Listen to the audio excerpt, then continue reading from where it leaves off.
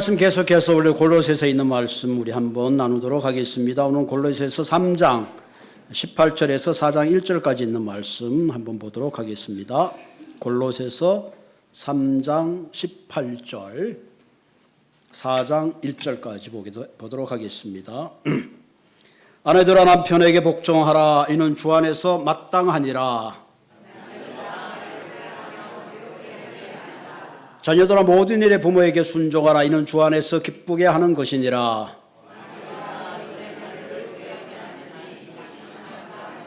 종들아 모든 일에 육신의 상전에게 순종하되 사람을 기쁘게 하는 자와 같이 눈가림만 하지 말고 오직 주를 두려워하여 성실한 마음으로 하라.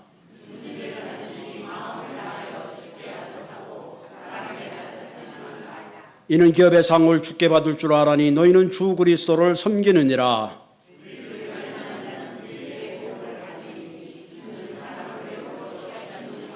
같이 읽겠습니다. 상전들아 의와 공평을 종들에게 베풀지니 너희에게도 하늘의 상전이 계심이니라. 아멘. 너희에게도 하늘의 상전이 계심이니라. 여러분, 우리 인생은 관계의 연속성에 가지고 살아가죠. 태어나는 순간부터 죽는 순간까지 관계 속에 살아가고 있습니다. 죽음을 앞둔 끝자락에 보면 많은 사람들이 후회하는 그런 내용들이 있더라고요. 그 중에 제일 많은 내용들이 뭐냐면은 좀 더 사랑해 줄 걸, 좀 더 사랑해 줄 걸, 좀 더 잘해 줄 걸, 좀 더 잘해 줄 걸, 좀 더 자주 찾아볼 걸, 좀 더 자주 찾아볼 걸.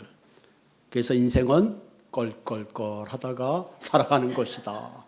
그런 얘기를 하고 있습니다.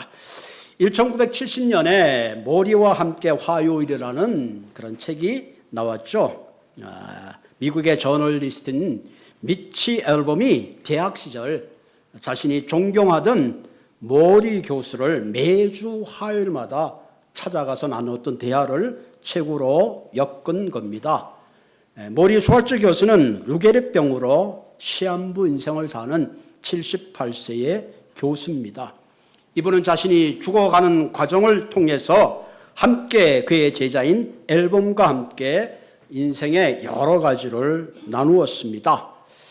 미치 앨범은 미국의 저명한 스포츠 저널리스트로 인생이 잘 나갔습니다. 그런데 어느 날 그 신문사가 문을 닫는 바람에 한순간에 실직을 하게 되고 마치 앨범은 슈왈츠 교수처럼 자신의 모든 꿈을 잃어버리는 그런 삶 속에 있을 때에 그런 교수를 만나서 다시 인생의 꿈을 회복하고 새로운 인생의 가치를 정립하게 되죠.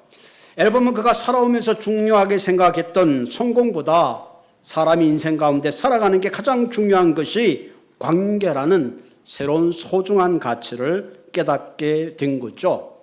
모리 교수는 비록 자신은 죽어가지만 그동안 자기가 가지고 있던 헛된 야망, 시간의 소중함, 사랑과 우정, 배려라는 삶의 가치를 제자와 함께 나누면서 인생의 가장 중요한 것은 그 무엇보다 서로 사랑하며 좋은 관계를 맺고 사는 것이 인생의 진정한 행복이다 하는 것을 기록하고 있습니다. 그래서 그 책을 통해서 살아있는 모든 이들에게 관계의 중요성, 우리가 건강하게 살기 위해서는 건강한 관계 속에 있어야 된다 하는 사실을 깨닫게 합니다. 여러분, 우리 인생이 즐겁고 행복하게 사는 비결은 관계 속에 있습니다. 인생을 힘들게 사는 사람들의 대부분 보면 관계가 단절되었거나 관계에 실패한 인생인 것을 보게 되죠.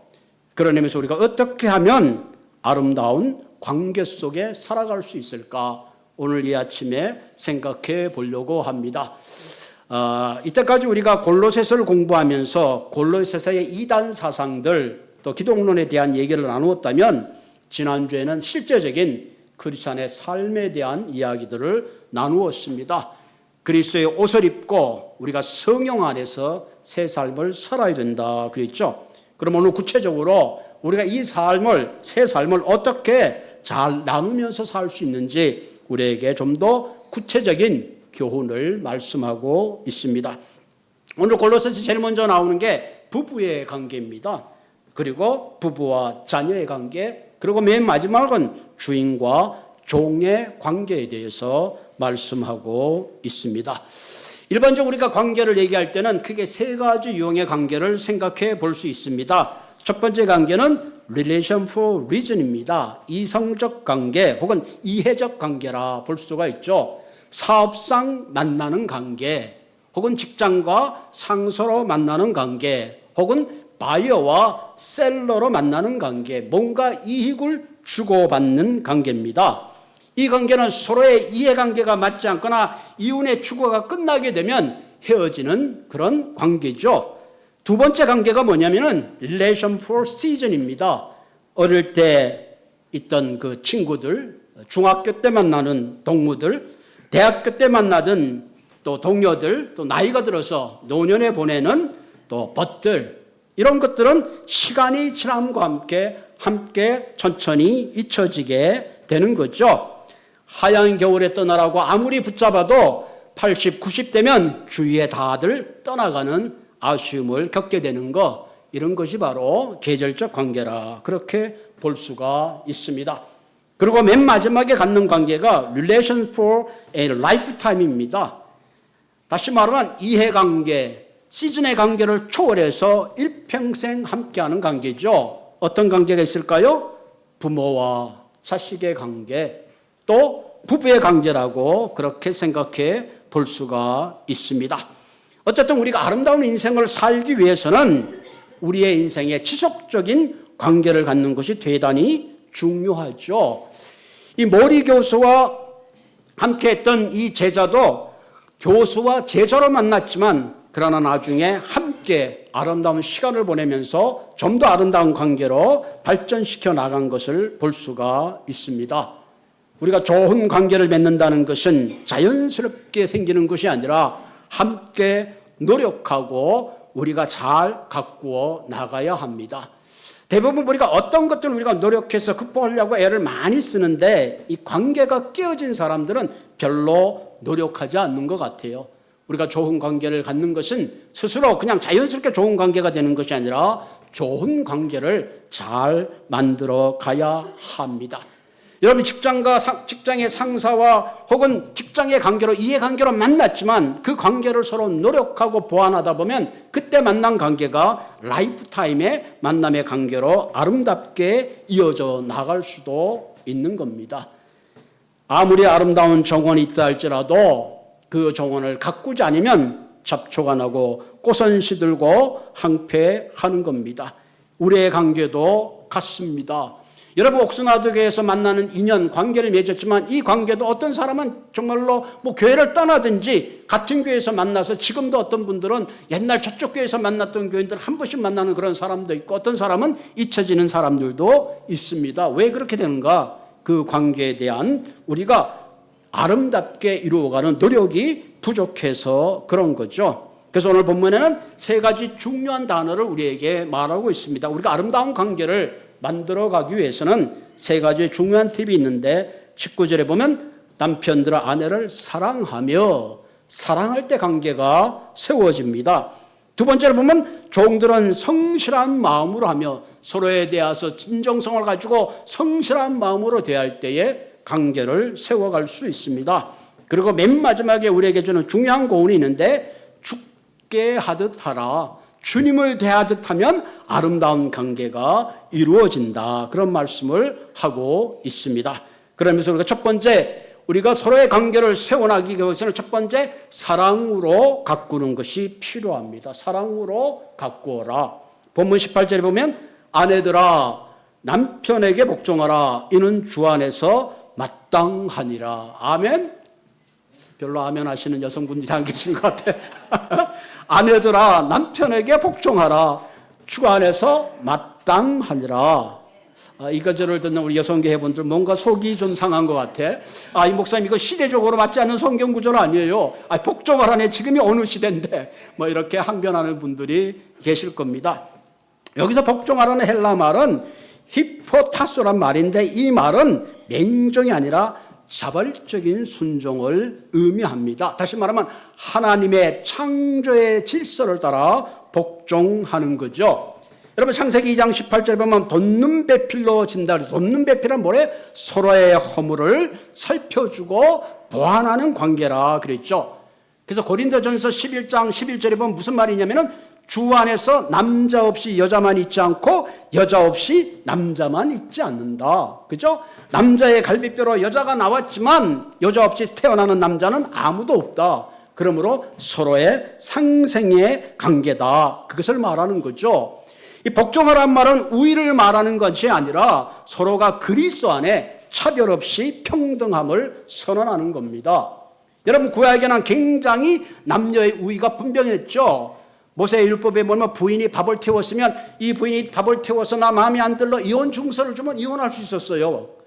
심지어 신약 시대에서 역시 남자와 여자의 차별이 심했습니다. 그런데 오늘 골로새서는 바울이 그런 차별이 복음 안에서 우리는 평등해졌음을 선언하는 거죠. 이건 대단한 겁니다. 남자의 남자의 있고 여자에겐 여자의 역할이 있습니다. 제가 우리 신학대학원 다닐 때 막 페미니스트임이 강한 사람들이 있었잖아요. 요즘은 심지어 이런 여자 왜 꼭 여자만 애를 낳아야 돼? 막 이런 식으로 자신의 역할 분담을 망각하는 그런 경우가 종종 있습니다. 우리가 서로의 역할을 잘 지키는 것이 곧 하나님의 질서를 세워가는 거죠. 남자는 남자의 위치가 있고 여자는 여자의 위치가 있습니다. 여러분 군인이 자신의 위치를 떠나게 될 때에 쿠데타가 일어나는 거예요. 정치하는 사람이 자기 위치를 떠나버리게 되면 독재하게 되는 거예요. 학생이 학업을 소홀히 하고 학교를 안 가게 되면 퇴학을 당하는 겁니다. 우리는 각자의 자신의 서야 되는 위치와 질서가 있습니다. 그런데 어떤 남편들은 그런 위치를 잘 지키지 못해요. 부인에게 복종만 요구합니다. 그래서 19절에 이렇게 적고 있습니다. 남편들아 아내를 사랑하며 괴롭게 하지 말라. 아내를 사랑하며 괴롭게 하지 말라. 이 말은 뭐예요? 너의 사랑의 책임을 다하고 끝까지 행복을 위해서 돌보고 지켜주라. 아멘. 끝까지 돌보고 지켜주라 하는 겁니다. 여러분 복종하는 게 좋을까요? 사랑하는 게 쉬울까요? 어떤 게 쉬울까요? 사랑하는 게 쉽습니까? 복종하는 게 쉽습니까? 예? 둘 다 쉬워요. 어제 새벽기도 끝나니까 우리 남자분들은 군대 얘기만 나오면 뭐 어제 얘기 같이 해. 어제 얘기처럼 한참을 얘기해. 여보 군대 생활을 제일 쉽게 하는군요. 별거 아니야. 상명하복이야. 주의관의 말에 복종하면 몸은 괴롭지만 참 편해요. 시키는 대로 하면 됩니다. 책임의 의무가 없어요. 쫄병은 책임질 일이 없어요. 그러나 주의관은 책임과 희생이 요구됩니다. 어떤 일이 발생하면 그 책임은 주의관이 져야 되죠. 사랑이 그렇습니다. 그래서 에베소서 5장 25절에 보면 남편들아 아내 사랑하기를 그리스도께서 교회를 사랑하시고 그 교회를 위하여 자신을 주심같이 하라. 자신을 주심같이 하라. 좀 기분이 나아지죠? 자기 아내를 사랑하는 것이 곧 자기를 사랑하는 것이다. 이거 제가 하는 얘기가 아니에요. 성경에 있는 말씀입니다. 에베소서 5장 33절에 보면 너희도 각각 자기 아내 사랑하기를 자신같이 하고 아멘. 아내도 자기 남편을 존경하라. 아멘. 이런 하나님의 질서 가운데 사는 가정은 그것이 곧 에덴의 동산이요. 그 에덴 동산에서 자란 아이들은 건강한 사회인이 될 것입니다. 반대로 그럼 우리가 사랑하지 않으면 하나님의 질서대로 살지 않으면 어떻게 될까? 오늘 본문에 보면 마치 정원에 가시가 생기고 쓴뿌리가 생기고 서로의 상처를 주고 자존감을 상실하게 되는 거죠. 그래서 19절에 보면 아내를 사랑하되 괴롭게 하지 말라. 짜증나게 하지 말라. 즉 사랑함으로 행복을 보장하라 그랬죠. 사랑이라는 것은 배려하는 거죠. 여러분 부부가 싸울 때 보면 무슨 요즘 큰 문제 때문에 싸우는 거 아니야. 아주 사소한 문제 가지고 싸우는 거잖아요. 뭐 인류의 문제 갖고 싸우는 게 아니에요. 쓰레기통을 누가 버렸느냐 안 버렸냐 문제 가지고 싸울 때가 많이 있습니다. 사랑은 배려하는 거죠. 배려할 때 관계를 해치지 않게 됩니다. 21편 자녀를 노엽게 하지 말라. 자녀를 키울 때 부모가 권리만 주장하고 자녀를 함부로 대하면 그 자녀는 자존감이 낮아집니다. 자존감이 낮은 아이들은 자신의 건강한 자아를 가지지 못하고 늘 사회의 문제거리가 되는 거죠. 그런 의미에서 가정을 세우는 가장 중요한 기초는 바로 사랑입니다. 뿐만 아니라 관계를 세우는 가장 중요한 기초도 사랑입니다. 사랑할 때에 서로의 관계가 회복되어지는 겁니다. 스테파니 바스토라는 그 발레리나가 있습니다. 얘는 아주 어릴 때 굉장히 발레리나로 촉망받는 그런 아주 특출한 그런 아이입니다. 그런데 그만 교통사고로 한쪽 발목을 절단하는 엄청난 일을 겪고 말았습니다. 이 아이의 미래가 송두리째 날아갔고 이 아이는 절망감에 빠져 있었습니다. 그때 이 아이의 어머니가 아이를 붙잡고 말했습니다. 얘야, 너는 한쪽 발목만 없을 뿐이다. 그러므로 너의 인생을 포기하지 말고 다시 시작하라는 어머니의 사랑 어린 말이 그 아이에게 큰 힘과 용기를 주고 그래서 다시 의족을 달고 발레를 시작했다고 합니다. 그래서 의족한 발레리나라고 많은 핸디캡 있는 사람들에게 꿈과 희망을 주었다고 합니다. 무엇이 이 절망 가운데 있는 아이를 일어나게 했는가요? 어머니의 사랑의 그 말 한마디가 그 아이에게 힘을 주고 용기를 준 것을 볼 수 있습니다. 여러분, 인간관계는 무슨 큰 것 때문에 깨지는 게 아니에요. 그저 말 한 번 잘못해서 눈 한 번 흘겨가지고 인사할 때 인사 한 번 안 받아서 그때 관계가 깨어지는 겁니다. 그런 의미에서 내가 하는 말 한마디 신중해야 되고 내가 하는 손짓이 내가 하는 눈짓이 상대를 바라볼 때 따뜻하게 바라볼 때에 우리는 건강하고 아름다운 관계를 갖게 되는 줄로 믿습니다. 두 번째, 우리가 건강한 관계를 세워나가기 위해서는 전심을 다해야 된다. 성실한 마음으로 대해야 된다 하는 겁니다. 다시 말하면 우리가 사랑으로 정원을 세웠다면 이제는 정원의 범위를 벗어나서 좀 더 그 사랑을 확대해야 된다는 얘기를 하고 있죠. 22절에 보면 종들아 모든 일에 육신의 상전에게 순종하되 사람을 기쁘게 하는 자와 같이 눈가림만 하지 말고 오직 주를 두려워하여 성실한 마음으로 하라. 성실한 마음으로 하라. 종과 주인에 대한 관계죠. 그 당시엔 종과 주인이 많이 있었기 때문에 이런 얘기를 하는 겁니다. 특별히 이 말씀은 오늘 크리스찬들이 사회생활을 어떤 관계 속에 해야 되는가 하는 그런 교훈을 주고 있습니다. 우리가 교회 안에서 서로가 말씀을 나누고 순종하고 아름답게 질서를 지키며 예배하는 거 굉장히 중요합니다. 그것만큼 우리는 세상에 나가서 사회의 질서 속에 아름답게 생활해야 된다. 그때 우리가 좋은 관계를 유지할 수 있다 하는 겁니다. 제가 어제 새벽에 이런 얘기를 했죠. 우리는 성경책에 열심히 하이라이트하고 밑줄을 긋지만 세상 사람은 무엇으로 밑줄을 긋는다고요? 우리의 삶의 행동을 보고 밑줄을 긋고 있다 하는 겁니다.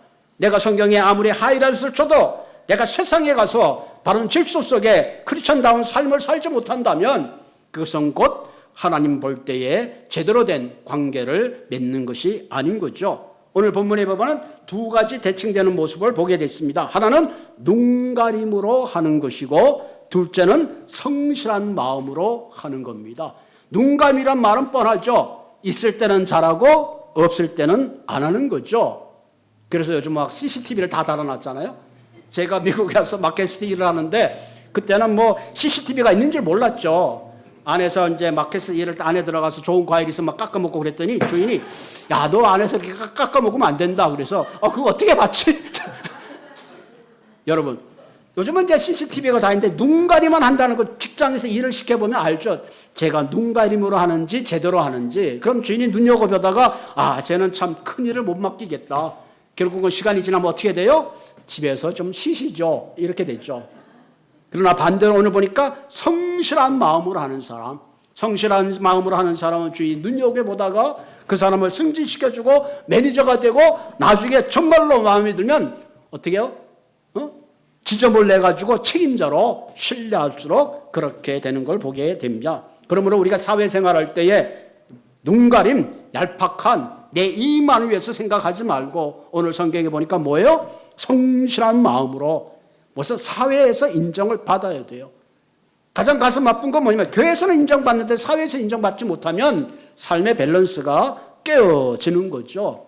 그래서 오늘 골로새서는 그런 얘기를 합니다. 성도들에게 너희들이 교회 안에서 인정받는다면 세상에 나가서도 인정받는 그런 크리스천이 되라. 그럴 때 우리가 아름다운 관계를 가지게 된다. 그런 말씀을 하고 있습니다. 여러분, 우리가 교회 나오라고 전도지 나눠주는 거 대단히 중요하죠. 그러나 그보다 더 중요한 건 뭐예요? 우리 한 사람 한 사람이 전도지가 되어야 합니다. 사회 직장 생활을 하는 거 보니까 저 사람은 뭔가 달라. 뭔가 손해를 보고 뭔가 우리의 삶의 어떤 가치관과 다른 삶을 살고 있을 때에 그 사람은 당신이 믿는 예수 나도 한번 믿어보겠다. 그렇게 나오는 거죠. 그런데 매주마다 교회는 열심히 나가는데 직장 생활 하는 거 보니까 눈 가림만 하고 뺀질 중에 산뺀질이면 그 문제가 있는 거죠. 그런 의미에서 우리가 모든 일에 대해서 성실하게 살아가는 것이 대단히 중요합니다. 제가 그 태평양 교회에 있을 때 사장님이 있었고 그 밑에 부하 직원이 있었어요. 그래서 사장님과 부하 직원이 같은 교회 다니는 게 좀 어렵더라고요. 그 보니까 이 직장에서는 사장이지만 교회 와서 또 그것도 이렇게 하려니까. 근데 그 직원이 이제 금식을 한다고 이제 부활주일 권해주고 금식하라고 금식하면서 뭐 했는가 하니 회사에 가서는 금식한다고 잠만 자는 거야. 배고프다고. 그게 뭐 문제가 있죠. 금식은 지가 하는 거지 뭐 회사까지 가서 금식한다고 잠을 자면 되겠어요? 웃기는 얘기지만 잘못하면 우리의 삶의 태도가 그럴 수 있다 하는 겁니다. 뉴욕에 가면 자유여신상이 있잖아요. 뉴욕 리버티 섬에 있는데 뉴욕의 이제 대표적인 그런 건물이 여러분들도 많이 올라가 보셨을 텐데 세계를 밝히는 자유라는 이름으로 프랑스가 19세기 말경에 미국 독립 100주년을 기념하기 위해서 제작한 동상입니다. 설계는 원래 에펠탑으로 잘 알려진 구스타프 에펠이 참여를 했다고 합니다. 그런데 그 자유여신상 꼭대기에 머리가 이렇게 나와 있는데 그 머리에 올라가 보면 밑에서는 안 보이지만 그 머리 가닥가닥을 세밀하게 조각한 것을 볼 수 있어. 멀리서 보이지도 않는데 대충 머리 모양만 하면 되지. 그러나 그것을 조각한 사람 뭐예요? 성실한 마음으로 오랫동안 했다는 거죠. 그것이 바로 프로페셔널이고 그것이 바로 예수로 하는 사람의 자존심이라는 거죠. 그러므로 우리는 누구를 대하든지 성실한 마음으로 진정성을 가질 때에 우리의 관계는 더욱 친밀하고 아름다워질 수 있다 하는 겁니다. 아멘. 그래서 예수님이 가장 싫어하는 사람들이 바리새인이에요. 왜? 이 사람들은 진정성이 없었어요. 길 가다가 손을 들고 하늘이 있어 기도한 거야. 그래서 그러지 말고 골방에 들어가서 문 닫고 기도해라. 그렇게 얘기한 거죠. 우리가 무슨 일이든지 건강한 관계를 유지하기 위해서는 성실한 마음과 진정성으로 대할 때에 우리의 관계가 아름답게 이루어지는 줄로 믿습니다. 세 번째 필요한 것이 우리가 무슨 일을 하든지 죽게 하듯 해야 된다. 사람에게 하듯 하지 말고 죽게 하듯 하라. 여러분 이 말씀 하나 붙잡아도 인간관계에 완전히 승리할 것 같아요. 예? 부인이 남편을 주님처럼 대한다면, 그죠? 또 남편이 부인을 죽게 대하듯 한다면 얼마나 아름다운 가정이 되겠습니까? 그러면 더 이상 괴롭거나 상처받을 일도 없고 정말로 아름다운 에덴 동산과 같은 가정을 이룰 수 있을 것입니다. 그런데 우리의 관계는 부메랑과 같아요. 내가 그 사람을 죽게 대하듯 하면 그 사람은 나를 머슴처럼 대하겠어요? 그 사람도 내게 죽게 대하듯 하는 겁니다. 내가 누구에게 대하는 태도는 그 사람이 내게 대하는 태도에 영향력을 주게 되어 있어요. 내가 그 사람에게 불성실하게 뭔가 갑질을 하면 그 상대방도 나에게 대해서 좋은 감정을 가질 수가 없습니다. 어떤 분쟁이 있을 때에 옳고 그런 걸 따져서 승리하지만 이미 상대는 나로부터 감정을 닫고 떠나가는 거예요. 그건 승리한 게 아니라 결국은 자기를 점점 고독하게 몰아가는 겁니다. 그런 의미에서 우리는 서로를 대할 때에 죽게 대하는 마음으로 대해야 합니다. 마태복음 7장 12절에 보면 그러므로 무엇이든지 남에게 대접받고자 하는 대로 너희도 남을 대접하라. 너무나 중요한 태도죠. 내가 어떤 대접을 받고 싶어요? 여러분 무시하는 그런 태도, 그런 대접을 받고 싶어요? 그러면 상대방을 무시하면 안 돼요. 내가 존경받는 삶을 살고 싶습니까? 상대방을 존경해야 됩니다. 내가 진실한 마음으로 그를 대하면 그도 나에 대해서 진실한 마음으로 대할 수가 있다는 사실입니다. 그런데 그럼 우리가 왜 모든 일에 죽게 대하듯 해야 되느냐? 그 이유가 뭐냐? 24절 이하에 나와 있습니다. 이는 기업의 상을 죽게 받은 줄 아나니 너희는 주 그리스도를 섬기는 자니라. 그리고 4장 1절에 보세요. 상전들아 의와 공평을 종들에게 베풀지니 너희에게도 하늘의 상전이 계심이라. 중요한 우리가 모든 일을 죽게 대하듯 해야 되는 일은 뭐냐? 기업의 상이라는 것은 주님께서 신원해 주신다. 주님께서 내가 낮추면 주님께서 올려주시고 내가 손해보면 주님께서 그 손해를 이익나게 해주신다는 것. 주님이 우리에게 상급을 주신다 하는 겁니다. 둘째는 뭐예요? 내가 누구에게 죽게 하듯 그 사람을 대한다는 것은 그 사람을 곧 주님처럼 대하는 것이다. 내게 대하는 것이다. 그렇게 말하는 거죠. 그럼 마태복음 25장에 보면 양과 염소의 비유가 있어요. 내가 지극히 작은 형제에게 한 것이 곧 내게 한 거라. 내가 누군가를 주님처럼 대했다면 그건 곧 그리스도에게 대하는 걸로 주님은 이해하신다 하는 겁니다. 작은 형제가 줄일 때에 내가 먹을 것을 주고, 작은 형제가 목마를 때에 내가 물을 주고, 작은 형제가 옷이 없을 때에 내가 옷을 주고, 그가 병들었을 때 돌아봐주고, 옥에 갇혔을 때 돌아보는 그 모든 행위를 하나님은 그 행위가 곧 누구에게 한 거다? 내게 한 것이다. 그렇게 말씀하고 있습니다. 그래서 무슨 일을 하든지 죽게 하듯 할 때에 우리의 삶의 관계는 아름답고 그것이 바로 하나님의 질서다 하는 얘기예요. 25절에 보면 무슨 얘기냐면 불의를 행하는 자는 불의의 보응을 받나니 주는 사람을 외모로 취하지 아니하신다. 중심을 보신다. 불의를 행하는 사람은 불의의 보응을 받을 수밖에 없다 하는 거죠. 일반적으로 우리는 크게 보면 우리가 직장이 있고 또 사업이 있고 가정이 있습니다. 주님께서 물어보실 때 야, 너 교회 생활 잘했냐? 이것만 물어보는 게 아니에요. 교회 생활, 가정 생활, 직장 생활 얼마나 우리가 밸런스 있게 했느냐 하는 것이 대단히 중요합니다. 우리가 신앙생활이라고 그래요. 신앙생활. 신앙생활은 여러분 교회 안에서 하는 게 아니에요.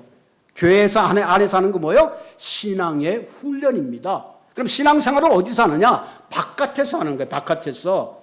교회 안에서는 신앙생활을 잘하는데 바깥에 나가면 엉뚱한 짓을 하면 그것은 잘못된 겁니다. 내가 교회 바깥에서 내가 받은 신앙 훈련을 가지고 모든 사람을 죽게 대하듯 할 때에 내 주위에 사람이 보이고 내 주위에 아름다운 교제가 이루어지며 내 삶이 풍성해지는 겁니다. 아멘. 그렇기 때문에 여러분 신앙생활을 교회에서만 할 것이 아니라 내가 소속되어 있는 가정, 내가 소속되어 있는 공동체, 내가 소속되어 있는 그런 직장에서 하시는 아름다운 교제를 이루시는 여러분 한 분 한 분 되시기를 바랍니다. 오늘 본문의 마지막에 뭐라고 그랬어요?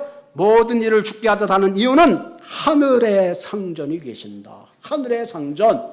여러분 여기서 뭐 비즈니스 하는 분도 많이 계실 텐데 우리가 비즈니스 하면 우리가 CEO라고 생각하고 내가 보스라고 생각하잖아요. 그리고 성경에 뭐라 그랬어요? 네가 보스가 아니다. 네가 직장을 하지만 네가 보스가 아니라 너 위에 누가 계신다? 상전이 있다. 그 상전이 너를 보고 있다는 거예요. 그러니까 직장에서도 하인을 대할 때 공평하게 대하라. 네가 불공평하게 대하면 하늘의 상전이 그것을 본다 하는 겁니다. 아멘. 그렇기 때문에 우리가 아름다운 관계를 맺기 위해서는 서로가 사랑으로 세워가야 합니다. 사랑하면 다 돼요. 여러분 관계가 좋으면 다 좋아요. 관계가 좋으면 뭔가 좀 허물이 있어도 뭔가 잘못해도 그냥 다 이뻐요. 여러분 그렇잖아요. 누가 이쁘면은 다 이뻐 보여요. 그냥 미우면은 웃는 것보다 비웃는 것처럼 보인다니까. 관계가 좋으면 뭐 웬만한 실수도 다 덮어줄 수 있어요. 목회를 하면서 목사와 관계가 틀어진 교인이 설교를 듣는다고 생각해 보세요. 앉아서 뭐라 그러겠어요? 너나 잘해라 그러고 앉아있죠. 관계가 중요해요. 관계가. 관계를 잘못 못하면요 인생이 고독합니다. 관계를 잘하면요 사람들이 모여들어요.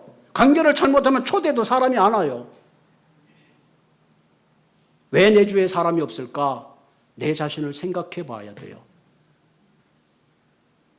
오늘 말씀을 통해서 우리의 교제를 아름답게 세워나가기 위해서는 사랑의 관계로 세워가야 돼요. 모든 사람을 대할 때에 성실함과 진정성을 가지고 해야 돼요. 말로만 하는 게 입에 발린 말이 아니라 그 사람을 뗄 때 진정성을 가지고 대해야 돼. 진지하게 대해야 돼요. 진지하게. 여러분 교회 식사를 준비할 때도 진지하게. 여러분 재료를 준비할 때 집에는 좋은 거 먹고 교회 시원찮은 거 하는 게 아니라 우리는 내가 먹을 때는 좀 시원찮은 거 먹어도 돼요. 그러나 교회 교인들 대접할 때는 좋은 거 가지고 대접할 수 있는 그런 마음을 가져야 합니다. 할렐루야. 누구에게 선물을 줄 때도 막 쓰다가 쓸데없는 거 선물 주는 게 아니라 소중한 건 내게 좀 너무 좋은 거야.